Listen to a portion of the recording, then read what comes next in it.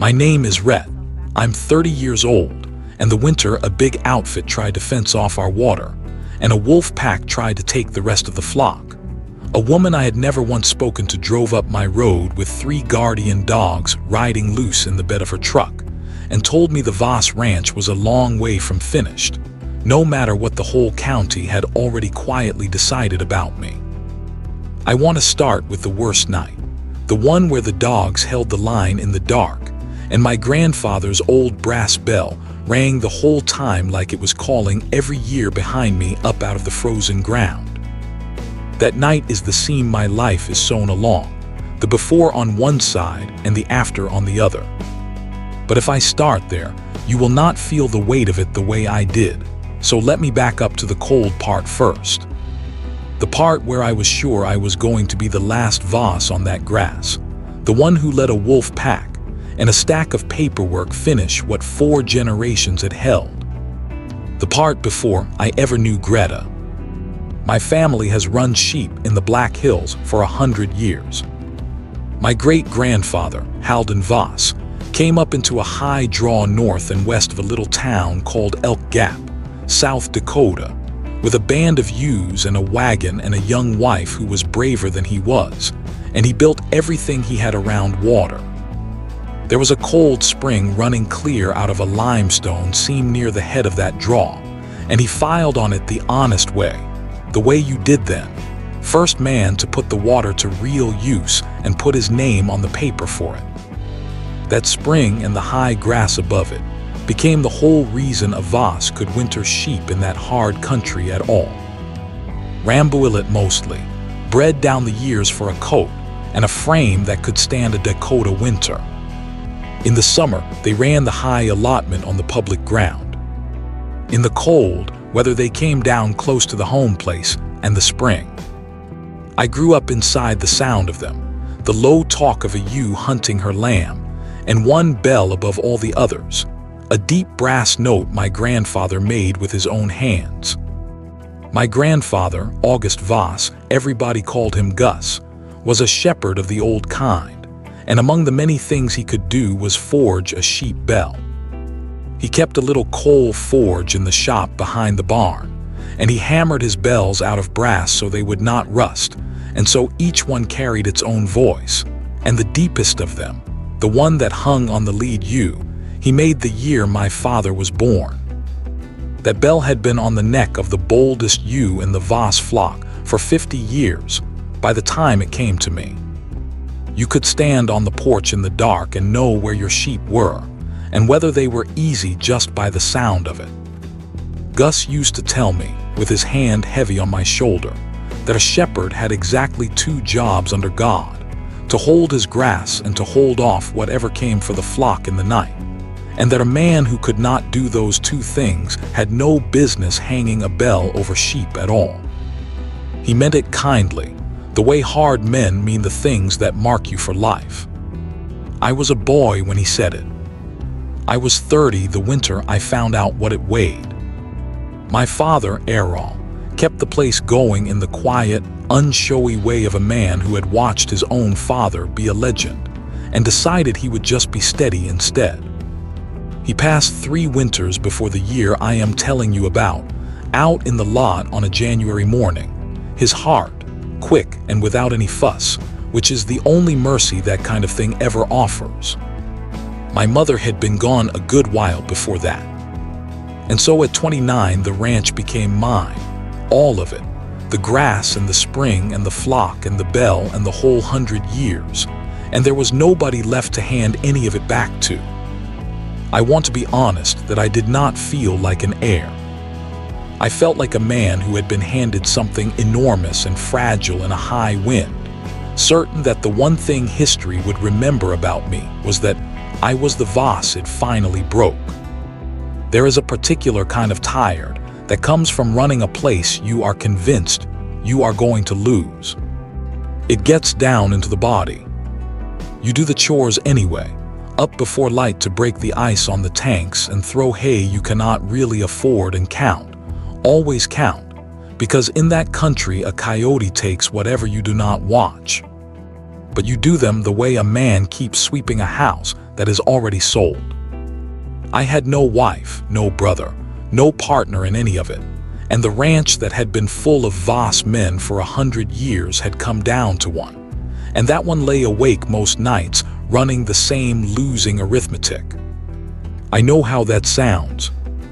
I am telling you the plain truth of where I was so that you can feel the size of what came for me next. Because two things came for me that year, and they came together the way trouble likes to. The first was the grass and the water. The high allotment my family had grazed for a century was public ground, shared out in permits among a handful of us who ran stock up there, and the biggest neighbor on that mountain had just changed hands. An outfit called Ambrose Land and Cattle, run out of an office 3 states away, had bought the big deeded ranch that bordered the allotment, and they had no interest in sharing a mountain. They wanted the whole thing under one brand, run their way, and a scatter of small permittees like me were just weeds in their field. Their range manager was a polite, careful man named Warren, and there was nothing to hate about him exactly, which somehow made it worse.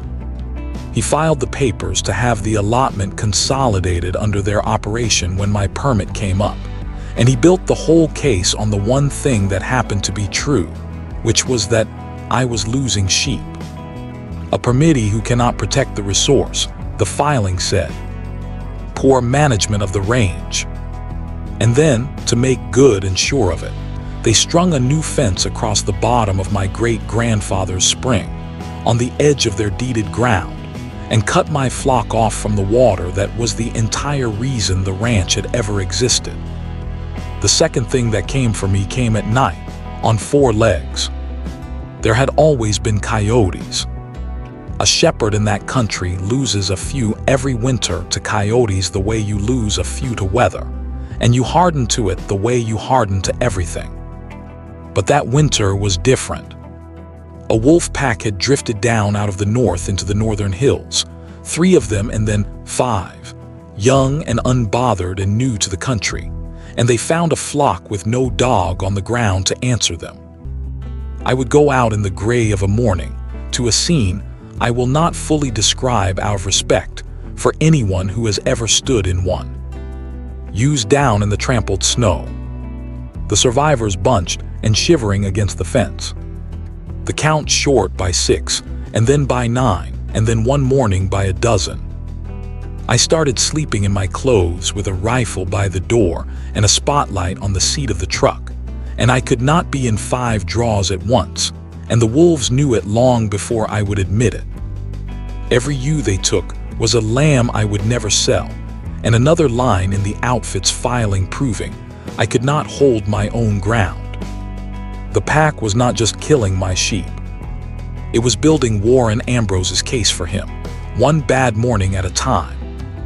By the deep of that winter, nearly everyone in my life had arrived, gently and separately at the same conclusion, which was that I ought to quit.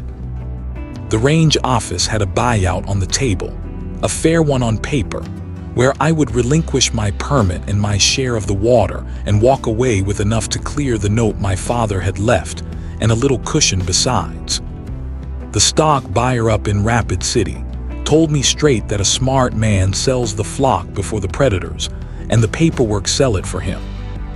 Even the neighbors who liked me, and there were a few, said it soft over coffee, that maybe it was time, that there was no shame in it, that nobody alive could be expected to fight a wolf pack and a company at the same time on no sleep and no help. Everyone told me to sell. I sat at my grandfather's table with those buyout papers in front of me more nights than I care to say, and the only thing that kept my pen off the line was that brass bell hanging on its nail by the door, and the old man's voice in it, saying a shepherd holds his grass and holds off the night, and me not able to face being the one who proved him wrong by signing. Then, on a flat cold day in the middle of January, a truck I did not know came up my road, and everything I was sure of started to come loose. She had 3 dogs in the bed of it, big white ones, calm as snowbanks, watching me over the side rails with a patience that looked older than either of us. She got out, a woman about my own age in a canvas coat gone soft with wear, no nonsense at all in the way she stood, and she put her hand out and said her name was Greta, and she had heard, the way you hear everything in that country, that the Voss place was getting hit hard and had no guardian dogs on the ground. She was a rangeland ecologist by schooling and a breeder of livestock guardian dogs by trade and by love. And she had spent the last few years placing dogs and mending grazing on ranches all over that end of the state. And she had, she said plainly, been meaning to get up my road for a solid month. I told her, sharper than she had earned, that I appreciated it, but I was most likely selling, and there was no sense placing dogs on a flock that would not exist by summer. She did not flinch at that. She just looked at me a long moment. Then she looked past me at the flock bunched tight by the barn, and at the new wire I could see cutting the spring off down the hill, and back at my face, which I imagine told her the rest of it. And she said the thing no one had said to me in a year. She said, "Give me one winter. Do not sign anything until spring," she said. "Give me one winter on this place, and if the ranch still needs to die after that, then it can die in the spring. But I have stood on a lot of ranches, and I do not think this one needs to die at all." I did not believe her. I want to be as honest about that as I am about the rest. I had spent a year teaching myself to see my ranch as a math problem I was losing on two fronts at once, and here was a stranger with a truck full of dogs telling me the answer was patience and paperwork, and 3 more animals I would have to feed through a winter I could barely feed myself through. But I was tired, and tired is its own kind of open door, and she was already lifting the first dog down out of the truck bed like the matter was settled. That was Juno. She was a young Great Pyrenees, white and heavy-footed and serious, out of the best working line Greta had, and she went out into the flock that first afternoon and lay down in the middle of the ewes like she had been born among them, and the ewes, who had been jumping at their own shadows for weeks, went quiet around her. I stood at the fence and watched one dog do in an hour what my rifle and my spotlight and my broken sleep had not managed all winter, which was give the flock back the plain animal feeling of being guarded. Something in my chest that had been clenched for a year eased about half a turn. So I let her stay at it. Not because I believed the ranch could be saved, but because for the first time in a long while, somebody was in the fight beside me instead of telling me how to lose it well. Greta placed all 3 dogs, Juno with the main flock and 2 others, an older male and a steady female, out with the ewes that ranged wider, and she taught me how the dogs work, how they bond to the sheep and not to you, how you have to let them belong to the flock more than they belong to the house. She came back twice a week and then more, and slowly the mornings changed. A week with no losses, then 2. The wolves came around. I could read their tracks in the snow at the edges, but the tracks turned away now where before they had come straight in, because a wolf is smart enough to count the cost of a fight it did not used to have. She taught me to see the range the way she saw it, which was a whole education I had not known I was missing. I had walked that ground my entire life, and I had never really looked at it. She showed me how the grass in the draw told a story about how it had been grazed, where it had been hit too hard, and where it had rested. And she laid out a plan for moving the flock through the allotment so the land came back stronger instead of thinner. She did not talk about it like paperwork. She talked about it like doctoring something alive. And I started, without ever deciding to look forward to the days she came, to the strong coffee she liked, and the way she would crouch down and turn a clump of grass over in her fingers, and name what she saw the way I could name a weather front rolling in. I was a man who had folded himself down small around a duty and a fear, and being near her, being in the fight with her, was like a door I had forgotten led anywhere at all, swinging open on its hinges. She had her own weight to carry, and I got it out of her in pieces the way you do with a private person. She had spent years working for an agency, doing Rangel and science the proper way, writing careful plans backed by everything she knew, and she had watched those plans sit in binders on shelves while the ranchers she wrote them for went under one after another, because knowing the right thing and being allowed to do it turned out to be two different worlds. It had worn a hole clean through her. She had quit and started raising dogs and driving up long roads to real ranches, because she could not stand one more year of being right on paper and useless on the ground. That was the thing about her I could not get past.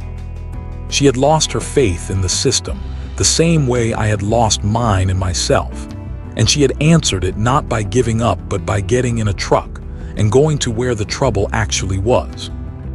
She looked at my ranch and did not see a lost cause. She looked at me, I think, and saw a man who could still hold a thing together if he would only stop being so sure he was already the end of it. One evening, she noticed the bell hanging by the door and asked about it, and I told her about Gus and his forge and the 50 years it had ridden the lead ewe's neck, and about the 2 jobs he swore a shepherd had, and how I had been failing both of them all winter long. She took the bell down off its nail and turned it over in her hands and rang it once, soft, in the quiet of the kitchen, and she said that the flock would always come to that sound, and that all a good dog ever did was guard the ground the bell moved across. She said it like it was the most ordinary fact in the world. But I had been carrying my grandfather's saying around like a stone on a cord, a test I was flunking every single dawn, and she had just quietly turned it into something that 2 people and a few good dogs could actually do together. I do not think she knew what she had done. I have never told her the whole of what that one small sentence moved in me. Then she went after the water, and that was where I learned what she had really brought up my road. As an ecologist who had fought these fights before, she knew the old law of that country better than any lawyer I could have afforded. First in time, first in right, the plain frontier arithmetic of Western water. She walked me down to the county seat and into a records room that smelled of dust and old paper, and we pulled my great-grandfather's original filing, a brittle century-old page with Halden Voss's name and the date, and the spring described in a surveyor's patient hand. The outfit had fenced water that was legally mine by a claim 80 years older than their whole company, and Greta knew, the moment that page was back in the daylight, that Ambrose Land and Cattle's lawyers were going to have a much quieter conversation than Warren had been planning to have. Then she turned me toward the neighbors, which was the harder thing, because I had gotten proud in my failing and had not asked anyone for anything in 3 years. Roy Prout ran cattle on the next permit up the mountain, and he had been as certain as I was that the outfit would swallow us both, just one at a time. The idea Greta laid out on his kitchen table was old and simple. Alone, each little permittee was easy to pick off. Together, as a grazing association with one coordinated plan and 100 years of stewardship behind us, we were a working lands operation with a real proposal, and that was a far harder thing for a land agency to consolidate out of existence. She designed the plan herself, a rest rotation system that would leave the whole allotment healthier than the outfit's plan ever would, and she wrote the guardian dogs into it as predator management, and she made the entire thing land on paper as good stewardship instead of a sad story about a man losing sheep. The permit decision would come in the spring, when my grazing came up for renewal. We had until then, and for the first time all winter, until then felt like time enough. Somewhere in the middle of all of it, without my ever deciding to let it, the best part of my days became the part with her in it. One bright, hard afternoon in late winter, we rode up onto the allotment together to check the far dogs, and the whole high country lay out below us, white and clean and enormous. And the flock moved across it in a long, slow line with Juno pacing the edge, and the brass bell came up to us thin and clear on the wind. Greta stood there with her hands in her coat pockets and said it was the most beautiful workplace she had ever set foot on. I looked at her, looking at my life, at the grass my great-grandfather proved up and the water he filed on, and the sheep my grandfather rang a bell over, and I felt something I had not let myself feel in 3 years, which was the plain wish to keep it, not out of duty to the dead, but because a woman who saw all of it clearly had just called it beautiful. I did not open the buyout papers that night. I sat on the porch instead and let myself think, a little, about a spring that did not end with my name on a line.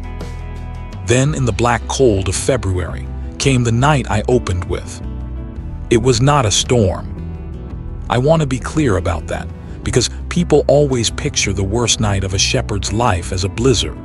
And this was the opposite, a still and bitter clear night with a full moon laid down so bright on the snow you could have read a letter by it, which is exactly the kind of night a wolf pack hunts best.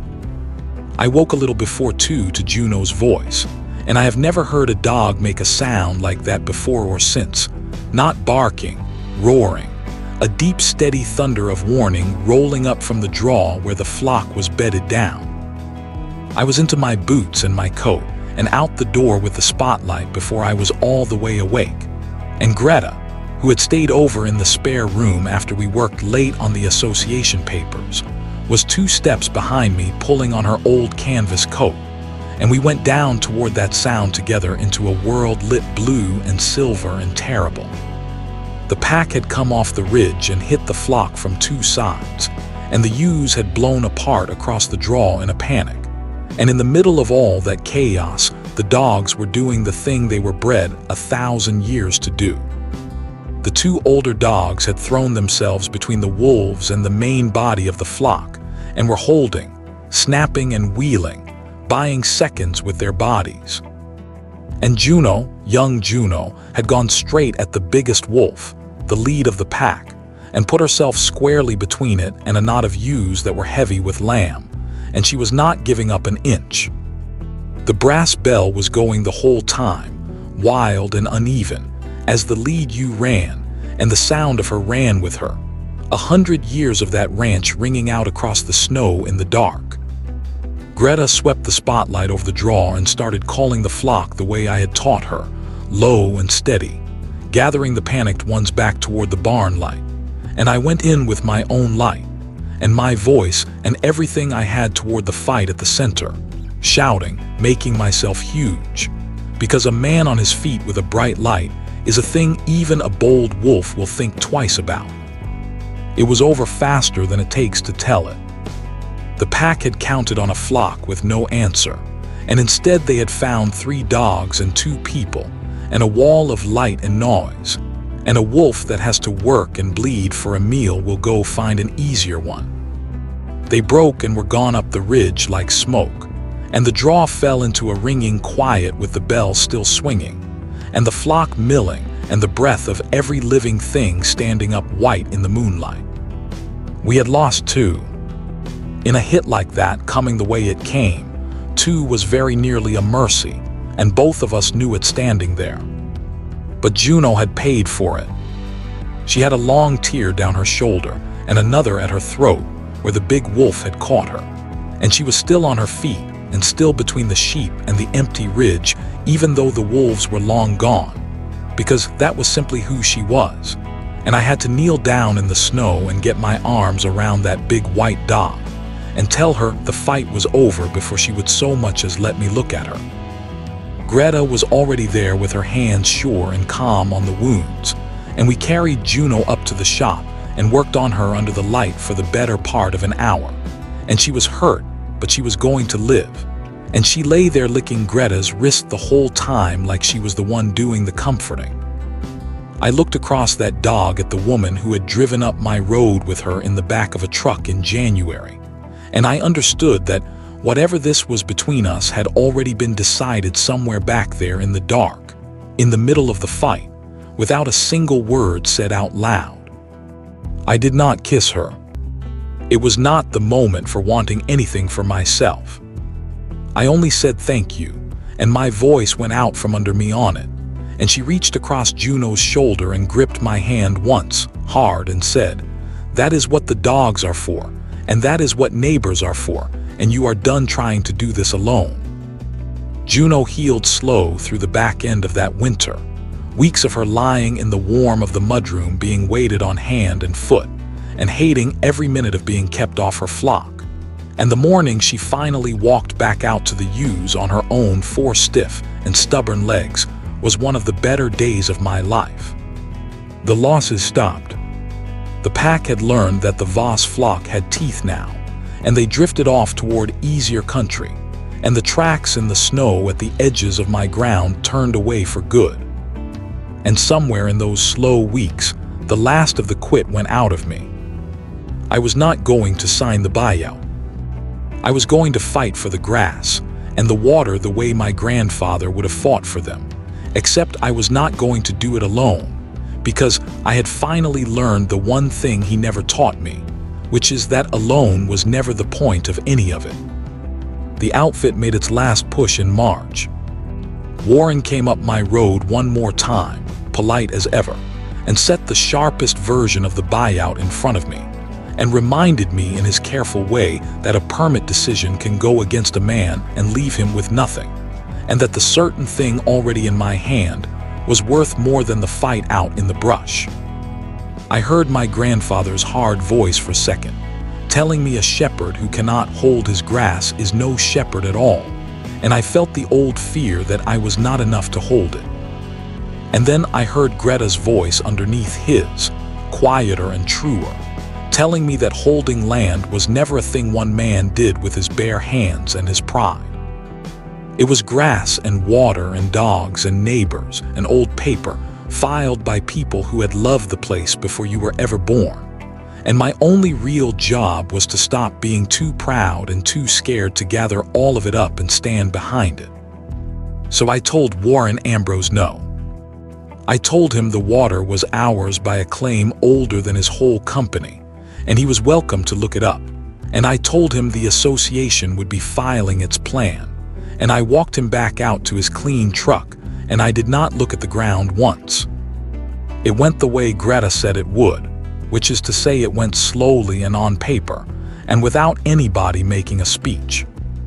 Once my great-grandfather's filing was sitting in front of their lawyers, the outfit took the fence down off the spring without a fight worth the name, because there is no profit for a company in suing a dead homesteader's water right and losing at it in public. And when the grazing came up for renewal in the spring, the range office had expected to be looking at a lone, struggling man losing sheep, which is exactly what the outfit had counted on them seeing. Instead, they were looking at a grazing association of long-standing families with a coordinated stewardship plan, real predator management out on the ground, and 100 years of care behind it. And they renewed us and kept the allotment a shared working lands unit the way it had been since before any of us drew breath. Ambrose Land and Cattle did the thing big outfits do when an easy meal turns into a fight. They went and found easier ground somewhere else. Warren shook my hand at the end of it, and I will give him that much, and I never saw his clean truck on my road again. The flock went back up onto the high grass that summer and drank at my great-grandfather's spring with the fence gone, and the water running clear the way it had for 100 years. And Juno walked the edge of them with the 2 older dogs, and the brass bell moved across that country the way it always had. I would stand on the porch some evenings and listen to it, and not feel like a man waiting to lose. Greta kept driving up the road, and then at some point there stopped being any reason for her to drive back down it, and she moved her dogs and her whole life up onto the Voss place, and she breeds her guardian dogs there now. Big white pups that go out from our barn to other ranchers up and down that end of the state who are getting hit at night the way I once was. We were married the next fall, quiet, just the neighbors and Roy Prout and a preacher and the dogs underfoot, Nothing you would ever put in a magazine, and it is the best thing I have ever done. But I will not pretend the wedding was the moment the whole thing turned. The moment it turned was a stranger in a canvas coat saying, "Give me one winter," and me being tired enough and desperate enough to say yes to her. I am 30 as I tell you this, and I know now what I did not know that winter, sitting alone at my grandfather's table with a pen and a stack of papers all telling me to quit. Gus told me a shepherd had 2 jobs, to hold his grass and to hold off the night, and he was right. But he left out the truest part, whether he ever knew it or not, which is that no man holds either one alone. I had believed my whole life that being the last Voss meant carrying every bit of it by myself until it crushed me, and that failing alone was somehow more honorable than reaching out a hand. It is not. The land was worth keeping. The water was worth fighting for. The flock that everyone told me to sell was worth standing between, and a pack of wolves in the dark.